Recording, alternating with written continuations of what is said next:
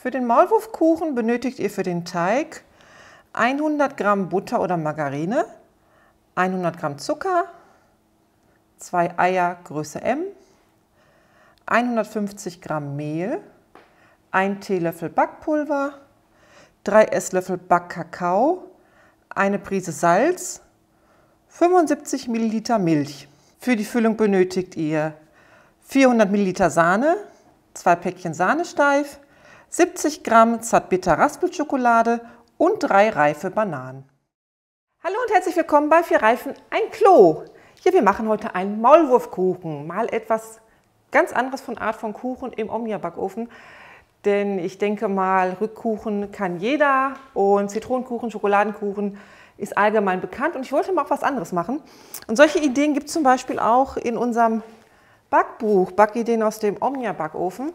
Da ist auch das Rezept raus, nämlich der Maulwurfkuchen. Ja, wir fangen einfach an, indem wir gleich den Teig rühren. Ich verwende dazu heute wieder den OXO-Handrührer. Das ist ja der stromlose Rührer.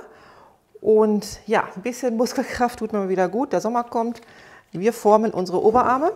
Nein, der ist wirklich toll. Wir haben ihn schon vorgestellt in einem Video. Verlinke ich euch einmal, weil wer keinen Strom unterwegs dabei hat, da kann ich den OXO-Handmixer wirklich gut empfehlen.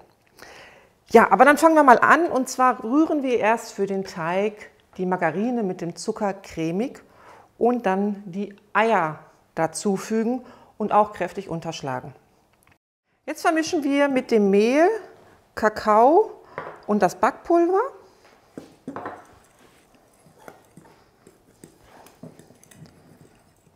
Und fügen noch eine Prise Salz hinzu. Das Ganze geht jetzt mit der Milch zur Buttermischung.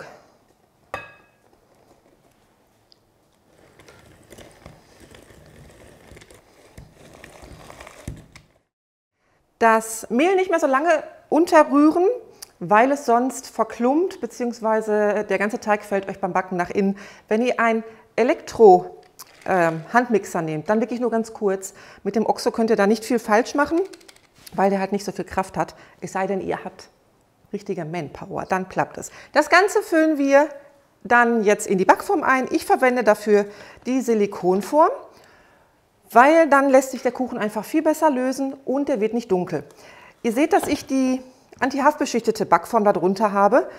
Und falls jetzt die Frage kommt, warum ich das nicht dort drin mache, der würde einfach zu dunkel werden. Ich habe die Erfahrung gemacht, dass trotz der Anti-Haftbeschichtung der Kuchen einfach zu dunkel wird. Deswegen empfehle ich weiterhin für Kuchen, verwendet die Silikonform, die meisten haben sie auch schon, denn dann wird euer Kuchen wirklich von der Farbe her perfekt. Rauskommen würde er in der anti-haftbeschichteten Backform auf jeden Fall, gar keine Frage, aber der wird zu dunkel werden.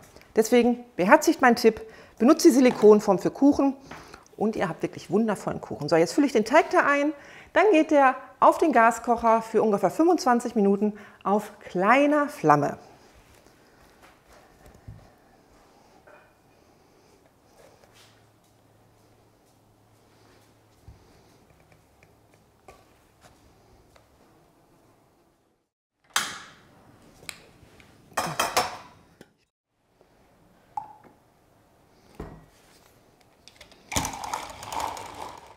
Dann werden wir jetzt zunächst die Sahne in die Schüssel gießen und mit dem Sahnefest steif schlagen. Anschließend lassen wir die Schokoraspeln einrieseln und alles mit dem Teigschaber kurz unterheben. Und dann wandert das Ganze ein wenig in den Kühlschrank, bis der Kuchenteig abgekühlt ist. Ja, wie ihr seht, habe ich schon den Schokoladenkuchen aus der Silikonform rausgeholt. Der ist auch schon schön abgekühlt, so dass wir den jetzt für die Füllung bearbeiten können. Ich habe mir schon ein Stückchen Backpapier hier drunter gelegt unter dem Gitter, weil wenn wir den jetzt aushöhlen, fällt immer was von dem Teig daneben. Den Teig brauchen wir gleich noch und so kann ich den halt besser auffangen. Ja, für die Füllung werden wir jetzt den Kuchen etwas aushöhlen. Den Teig, den ihr aushöhlt, den behaltet ihr bitte beiseite, weil den brauchen wir nachher, um den Hügel zu formen. Wenn ihr den Kuchen ausgehöhlt habt, packt ihr bitte die geschälten Bananen dort rein und die Sahne darauf verteilen, etwas hügelartig.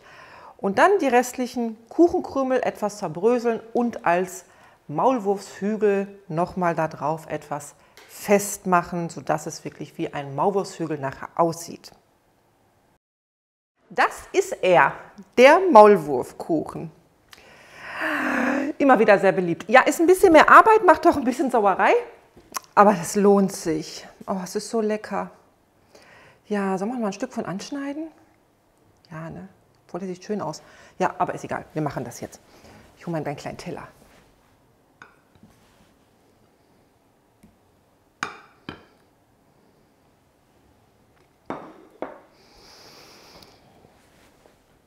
Oh, der sieht lecker aus, oder? Auch den werden wir gleich essen. Ja, den werden wir gleich essen.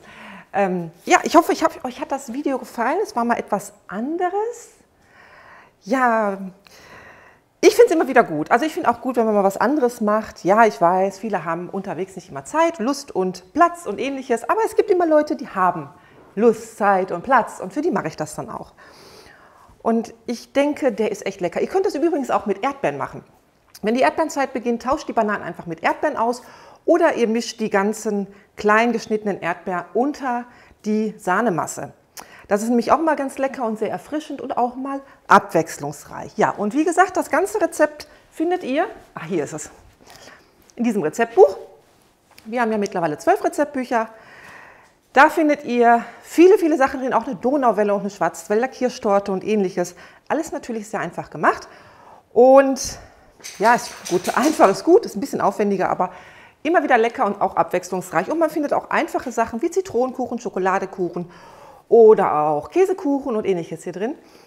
Ja, kann ich euch ans Herz legen für alle Backfans, die Omnia fanatisch sind. Und in dem Sinne sage ich jetzt mal, wir sehen uns im nächsten Video. Tschüss!